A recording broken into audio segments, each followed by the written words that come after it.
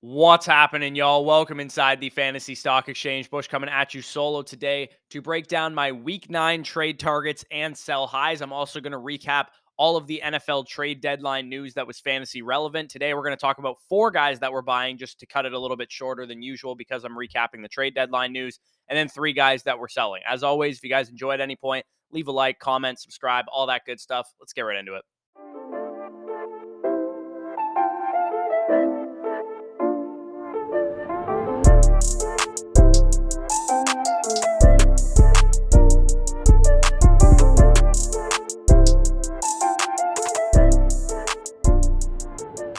Okay, so I'm going to go rapid fire on the NFL trade deadline news. There wasn't a ton of superstars moved, but definitely some fantasy relevant guys. The first move that happened was TJ Hawkinson being traded to the Minnesota Vikings for a couple of mid-round picks. This doesn't do a ton for TJ Hawkinson himself for me. After he ramps up with the Vikings offense, I expect him to probably be a solid back end tight end one contributor, just like he was in Detroit. So I'm not really saying, stock up on TJ Hawkinson, stock down on TJ Hawkinson. I suppose it's a bit better of an offense, but you're probably going to lose a week or two to the ramp up period.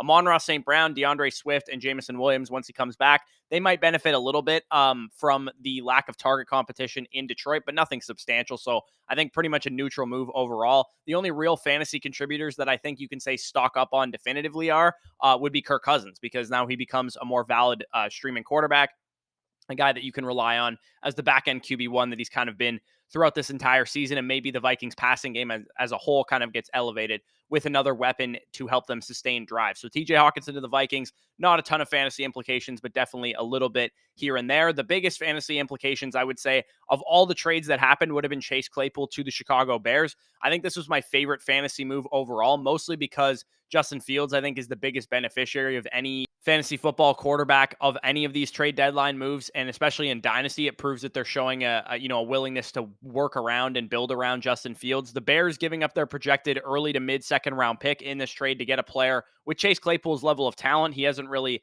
been the greatest, player in Pittsburgh, but he did have a 10 touchdown rookie season. We were very high on him following his rookie year, heading into his second year. We know he's a great athlete. We know he's got the size, the outside ability, and he kind of fell by the wayside after that, dealing with the Ben Roethlisberger corpse that he played with 2 years ago, and then dealing with the revolving door of Kenny Pickett and Mitch Trubisky this year. I really like this move for Claypool's dynasty value to potentially creep up from the wide receiver 4-5 that he is in dynasty to more of like that wide receiver 3 territory. And same goes for his redraft value as well, if he's able to pick up the offense quickly. Deontay Johnson, George Pickens, and Pat Freiermuth should see a higher concentration of targets back in Pittsburgh, so probably helpful for those guys. This also frees up the slot role in Pittsburgh because we know Chase Claypool has been playing about 68-70% of his snaps out of the slot. I'm not necessarily sure who's going to take over that role, whether it's going to be the guy that they drafted, Calvin Austin, in the 4th round, if he's going to slot right in there, if they're going to use somebody else off the bench, or maybe they deploy more Deontay Johnson, more George Pickens, or more Pat Freiermuth into the slot as well, because now that role is freed up, they can definitely move those guys around if they're creative enough. But I don't think Matt Canada's creative enough to do that, because I do think Deontay Johnson would benefit a ton from being moved into the slot a little bit, but he's just played like 5% of his snaps in the last 2 years in the slot. But I do think he would benefit that way. Like I said, the biggest winner from this move is Justin Fields from a redraft perspective, from a dynasty perspective. The Bears passing game as a whole, especially long-term, sees a little bit of an upgrade. I probably expect the Chicago Bears to add their number 1 receiver in the NFL draft this coming year, but for the most part, good news for Justin Fields all around. A couple smaller moves here. We have Jeff Wilson to the Dolphins and Chase Edmonds to Denver. Jeff Wilson's probably just a body in that backfield. He'll probably work himself into the role that Chase Edmonds was getting, just seeing, 30% of the snaps or whatever. I don't think much really changes for Raheem Mostert, although a win for Jeff Wilson because he was kind of dead in the water when Christian McCaffrey was traded to the 49ers. So now he's definitely worth an add on your waiver wire, but nothing substantial. Chase Edmonds moves to a rough 3-man committee in the Denver Broncos. They've kind of talked about them all being co-starters. I expect Chase Edmonds to get the third down work, Melvin Gordon and Latavius Murray to split the early down work. I just want to avoid this backfield for the most part. I actually think this move is probably a downgrade for Chase Edmonds because at least in Miami, he had contingent value if anything happened to Raheem Mostert, who is an older running back who's dealt with injuries, and now he's kind of just part of a terrible committee where the offense is bad, the committee itself is not going to be good. Just not a great move for Chase Edmonds, but good news for Jeff Wilson if you guys still have him on your roster. Dynasty trade implications for Calvin Ridley to the Jacksonville Jaguars obviously will not have implications this year because Calvin Ridley is suspended for betting on NFL games for the entirety of the season. But it is great news for Trevor Lawrence dynasty managers. It's also great news for Calvin Ridley dynasty managers. If you guys invested in him at the very, very low cost you could get him at, I think he was like, 15th, 16th round startup price tag in drafts this year. And I said, if you guys were doing your 1 year productive struggles, 1 year punt type of teams, it definitely made sense to invest in Calvin Ridley, let the season play out, eat that year that you're not going to be competing, and let the uncertainty factor wear off of Calvin Ridley, because now we know where he's going to be. He's probably going to get extended by the Jacksonville Jaguars, I'd imagine at least. There's actually a conditional, part of this trade where if he gets extended, the pick becomes a second rounder that they send to the Falcons. So definitely interesting move for Calvin Ridley. Interesting move for Trevor Lawrence. It's funny because I literally tweeted yesterday morning that we've seen Jalen Hurts, we've seen Kyler Murray, we've seen Josh Allen start to take big step forwards once they add a true number one wide receiver. And the Jags literally went out and added a true number one wide receiver. I do think they could probably still add another guy like a Jalen Hyatt speedster type in the NFL draft, because aside from Christian Kirk, they really don't have anybody at the wide receiver position long-term, because Zay Jones and Marvin Jones are like replacement level players. I think they could do well to add, Calvin Ridley now on the outside and potentially a guy that can stretch defenses vertically on the other side of Calvin Ridley. So good move for Trevor Lawrence dynasty managers and Calvin Ridley dynasty managers. But we can move on quickly to the final deal, which was Nyheim Hines to the Buffalo Bills. Not super exciting from a fantasy perspective, although it does take James Cook pretty much out of rosterable consideration. I do think you could still stash him if you have a bench spot, but I don't think you need to hold on to him. He was a guy that I thought was a good add this week in fantasy waivers, but probably not so much anymore. And I think Devin Singletary probably takes a downtick as well. We've kind of heard them wanting to make this backfield a three-man committee all year, but Zach Moss, who went back to the Colts in the other side of the trade, was not working out, and they just made this a two-man committee. So I think good real-life move for the Buffalo Bills, but not a ton of fantasy value to be had there. Maybe Nyheim Hines becomes a little bit more interesting, but we can move on now to the week's trade targets. So before we get into the week's trade targets that I have, like I said, I'm going to only do 4 this week because I had to recap the news, and I didn't want this video to go too long. Reminder that if Jonathan Taylor managers are completely panicked on him, he's not a bad buy low. DeAndre Swift managers, same thing. Amon-Ra St. Brown, Michael Thomas, and Deontay Johnson also still solid buy lows as well, and you can group Drake London into that as well. So getting into the actual guys, all these dudes have like a similar theme this week. Let's try and upgrade to superstars down the stretch, shall we? Because I think those of you guys that are still watching these trade target videos, you're probably in a winning position. I highly doubt if anybody's 0-8 out there or 1-7, you guys are still watching, trade target videos because you're probably, done for the season. But the guys that we're going to talk about today are guys that I think are studs that you can get for decent prices right now. And the first guy is Davante Adams. Davante Adams stands out to me as easily the best trade target this week. Just 1 catch for 3 yards in week 8, 8 for 95 in week 7, a bye week in week 6. It's been a couple weeks since Davante Adams has really lit up the score sheet. Let me tell you how I view Adams, though. Davante Adams, to me, is a high-end wide receiver 1 rest of the season, a top 6 wide receiver, one of the best options in fantasy at his position. And in my opinion, he's the best real-life wide receiver in the NFL, so I really don't care that he's not with Aaron Rodgers anymore, as we've kind of talked about all offseason. Your league mates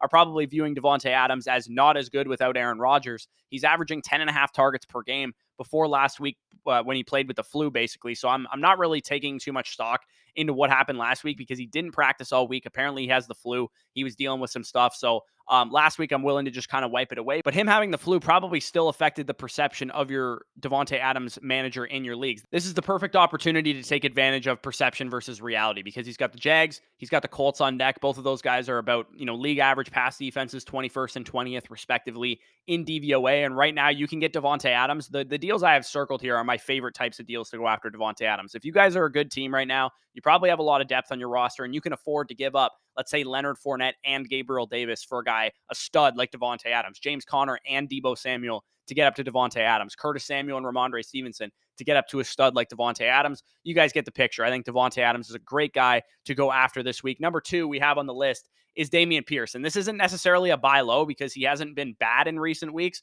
This is a utilization related buy high because Dameon Pierce saw some new developments this past week. Despite posting, solid performances, like I said, 14.1 and 15.7 PPR points in the last 2 weeks, we're talking about an elite workload for Dame Pierce. He finally saw the 2-minute drill work that he has not seen this entire season, which is a huge development because we know that the Houston Texans are not a good team. And if the 2-minute drill work, which they're probably going to be in very often, is going to Dameon Pierce now instead of Rex Burkhead or Dario Gumawale, whatever running backs they have on their roster, I think after this Eagles game, we have the Texans playing some very winnable matchups, and Dameon Pierce could have some favorable game scripts to get some work done. The Giants, despite their record, are not blowing teams out. Washington, same thing. Miami, same thing. Cleveland, you get the point. These teams are not blowing people out of the water, and Dameon Pierce is getting a 3-down workload, right? He's getting all of the rush attempts, like 85, 90% of the rush attempts. He's running a lot of routes, 50% plus. He's getting targeted when he's running routes, 33%, 16%, and 38% targets per route run the last 3 games that he's played,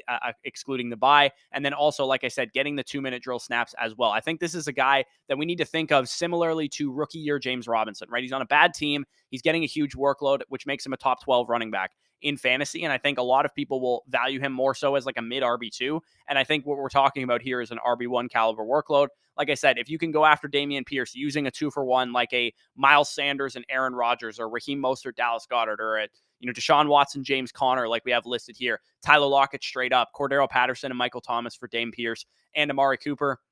I think these are a ton of great deals that you guys can get done. Dameon Pierce, a guy that I think is valued as like a low-end RB1 rest of season that you can get for mid RB2 type of price tag. So moving on to the third trade target of the video, we have Keenan Allen, wide receiver from the Los Angeles Chargers. Keenan Allen was actually on bye this past week, so he did nothing in week 8 aside from just rest, basically, coming off of the injury-stricken year that he's had so far. As we know with Keenan Allen, he came back from his hamstring injury in week 7 before the bye, played just 32% of the snaps just to get his feet wet before the bye week. He should be 100% back this week. Mike Williams out of the lineup for the next 4 to 6 games with a high ankle sprain, which should lend itself to Keenan Allen getting a higher concentration of the team's targets. Their first downs per game, as I brought up on Monday, are down from almost 24 last year to 21 this year, and it's because they've been missing their chain mover most of the season. Keenan Allen's been out. Keenan Allen, I think, is a more vital part to this offense and for Justin Herbert, who's been pretty, suspect this year without Keenan Allen. So I really think Keenan Allen is going to uplift this Chargers offense. They have some easier matchups coming up as well.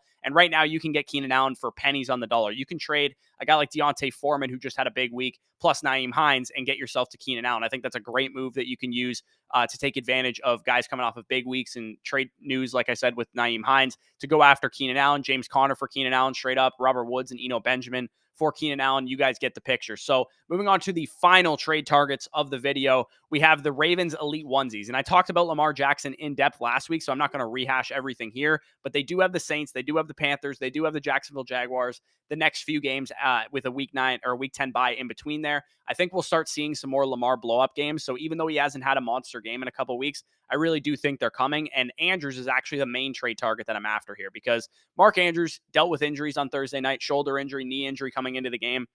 He's probably going to be out this week. If I had to guess, in week 9, they have a week 10 bye. It would make sense to let Mark Andrews rest. You have Isaiah Likely, who played well in relief of him, and get Mark Andrews healthy for after the week 10 bye when they need to go on a run to make the playoffs. He's coming off of 2 of his worst games of the year. Like I said, he might be out this week, and then he has a bye week. So if you're in a winning position, maybe you don't want to buy him quite yet. Maybe you want to wait a week or wait until he's on bye or something. If you're in a winning position and you're 8-0 and you're 7-1 or you're 6-2 type of teams, Andrews should be fully recovered by the week 10 bye. It sounds like it's not a serious injury that he's been dealing with, and Andrews is an elite positional advantage type of option, right? We know that, I never draft tight ends early, but these are the value pockets I look for when it comes to getting an elite positional advantage at tight end, because I didn't have to risk drafting Mark Andrews and him not working out. I know he's going to be great this year once he comes back. It's easy matchups for an elite tight end that he has coming off of the bye, and I guarantee you won't get an elite positional advantage tight end like Mark Andrews any cheaper than you're getting him right now. Like I said, you can get Lamar Jackson for pennies on the dollar. You can get him for Dallas Goedert and Mike Williams types, and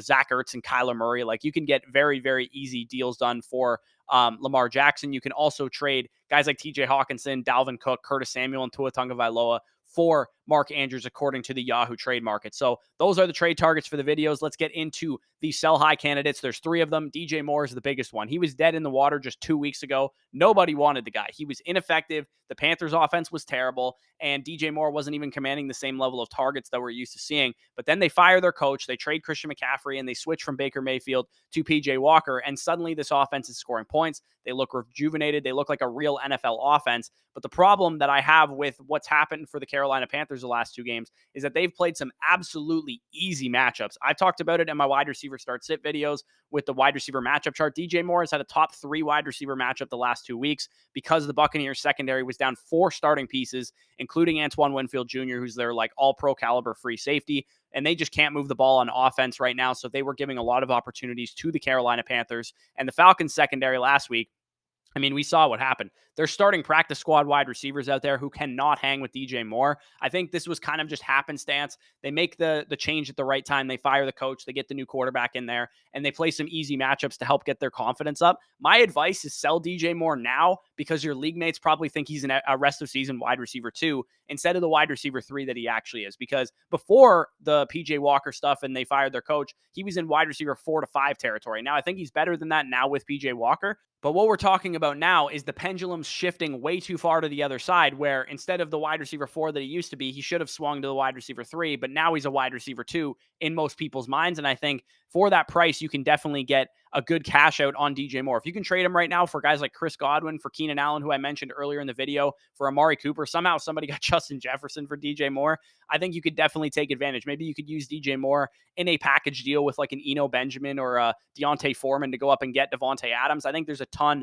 of things you can do with DJ Moore, and I'm definitely going to be selling him on the open market if I can. Finally, the last sell highs that we're going to get into is 3 running backs that I have running backs with expiring opportunity, which is basically means that their starters are coming back soon or they're going to be in more of committees going forward. And the first guy is Deontay Foreman. Now, Chuba Hubbard was out last week, and not that I think Chuba Hubbard is better than Deontay Foreman, because he's definitely not, or in any way will he kind of eat into Deontay Foreman's workload for the majority of the work, because they said it's a hot hand approach. Deontay Foreman clearly has the hot hand. For me, it's just a policy that you see a replacement level running back like Deontay Foreman have a 3 touchdown game with over 100 yards. Yes, you best believe I'm going to be shopping him on the open market and seeing if I can upgrade to a guy with a more stable workload, like a Dameon Pierce, like a Raheem Mostert, like a Miles Sanders type. If you can use Deontay Foreman, package in a wide receiver 3-4 type, go up to a Dameon Pierce. I think that's an awesome move to make. Somehow you can get Deebo Samuel straight up for him, George Kittle straight up for him. You can go after a Jamar Chase type using Juju Smith-Schuster. You can go after DK Metcalf using Cortland Sutton. You can use Deontay Foreman in a package deal to get up to Keenan Allen, Cordero Patterson, T. Higgins, etc. You guys get the point. So definitely be shopping Deontay Foreman, because not that I think he's going to be bad. I think he's going to be probably like a rest of season RB3, low-end RB2 type. I just don't think he's going to be quite as valuable as his perception might be in the minds of your league mates. And same goes for Eno Benjamin, because we have James Conner potentially coming back this week. Eno's been very solid in James Conner's relief, but I do think they're going to at least make this a 50-50 committee, if not give James Conner his workload right back. I mentioned, with Deontay Foreman, use him to buy low on wide receivers like Chris Godwin or Amon-Ra St. Brown in a package deal for those guys, or 1-for-1 potentially for guys like Christian Kirk, Deontay Johnson, Drake London, Garrett Wilson, etc. And then the final guy of the video is Tyler Allgeier, who we'll see Cordero Patterson coming back soon. Cordero Patterson is officially eligible to come off of IR as soon as this week. I like Tyler Allgeier to still get some touches here and there in this backfield, but I think he's probably nothing more than like a high-end RB4, low-end RB3 option at best once Cordero Patterson is back on the field. He's playing at a high level. He's been efficient, but after a big week like he had this week, catching a long touchdown and good usage for a couple weeks, I think some of your sharper league mates might buy into the fact that he's getting good usage and he plays in a run-heavy offense. So you're probably not going to get a massive return for Tyler Allgeier. It's not like you're going to get up to a great player, but if you can swap him 1-for-1 with a high-end contingency piece like A.J. Dillon, like Kareem Hunt,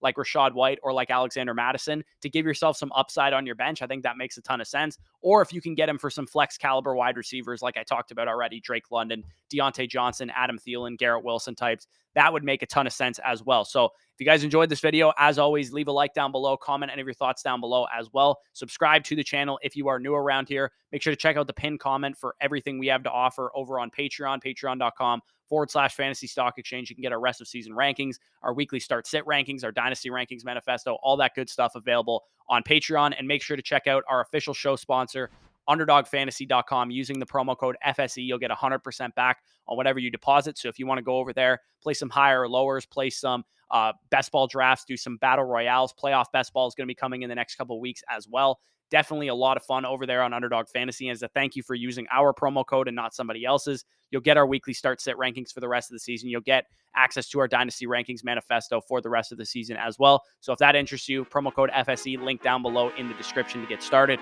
But with that being said, peace out. We'll talk to you soon. Wire me the money.